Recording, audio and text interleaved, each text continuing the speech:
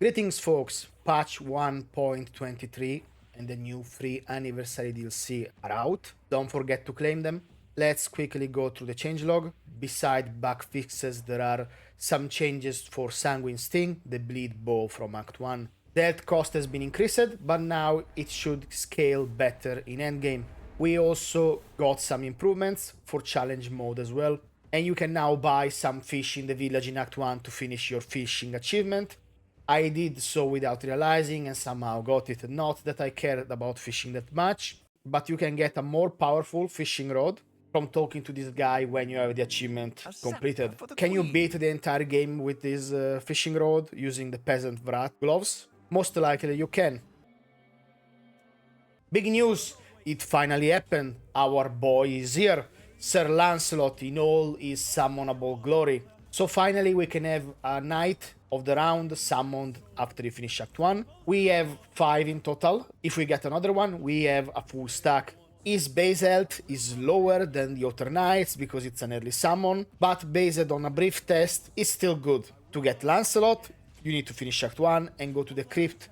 You will find the summon inside his sad boy pillow box. Poor guy is still crying about Arthur's wife. Sorry, about making Arthur sad. To start the DLC, once claimed, you will receive a letter. It's gonna be in your bag in the quest section. The mini dungeon is a little short, so don't expect some wild adventure that will take you on the other side of Avalon. Inside of this instance, you can get a few interesting things: a potion of origin, a mana ring, by doing like a small jumping puzzle. Well, it's more like a jump, but whatever.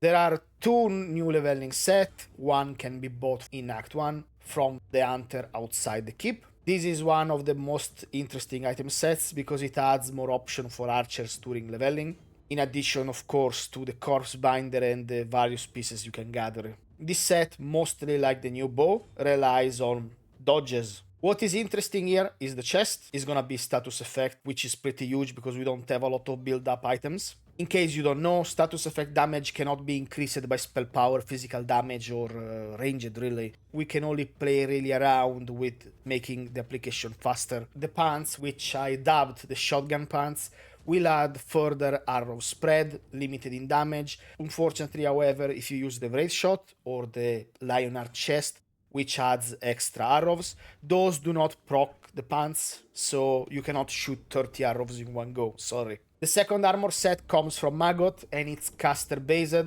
with a couple of extra sources of cast speed, which I have to remind you only works for the heavy cast portion of a spell.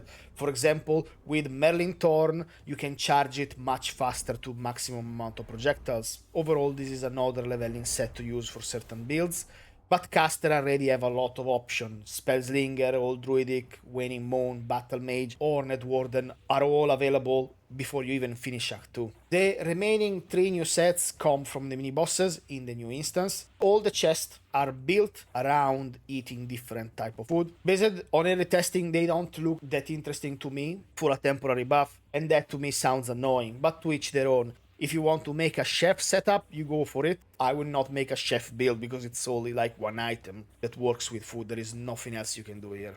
Helmets were built instead around King's Power in mind. This was probably made with challenge mode in mind since there is a debuff that will punish you from not having the King Power field. Just in case you don't know, Haste is 20% extra movement speed. It's an active positive effect. Both are also fairly interesting. One will change how the dodge mechanics works, no more immunity, and could be used for certain builds. Another one gives you more front-loaded damage, which depending on your build could be very deadly, especially on stealth archers or two-handed characters. Say that you have the Saras warrior perk, you hold that two-handed, you go in, boom, smash. But more importantly, the Reveler actually makes soul cube builds more viable, and I'm gonna try this one on a new build soon. For gloves, I have some leveling items except Jubiliarian, which could find some use in some nice builds for people that want to stack extra armor.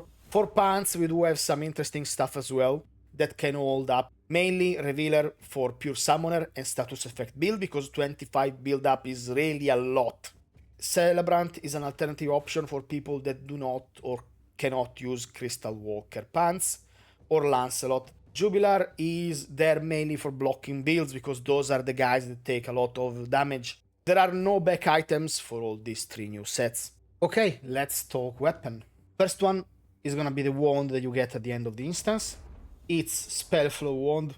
There is really not a lot to say about this wand because this wand would have been cool if this was a cube that charged up. The more spell you cast, you get more spell power. However, as a wand, it needs to compete with both Claire and Crucible. And by the way, both of these wands, you will get them before this one.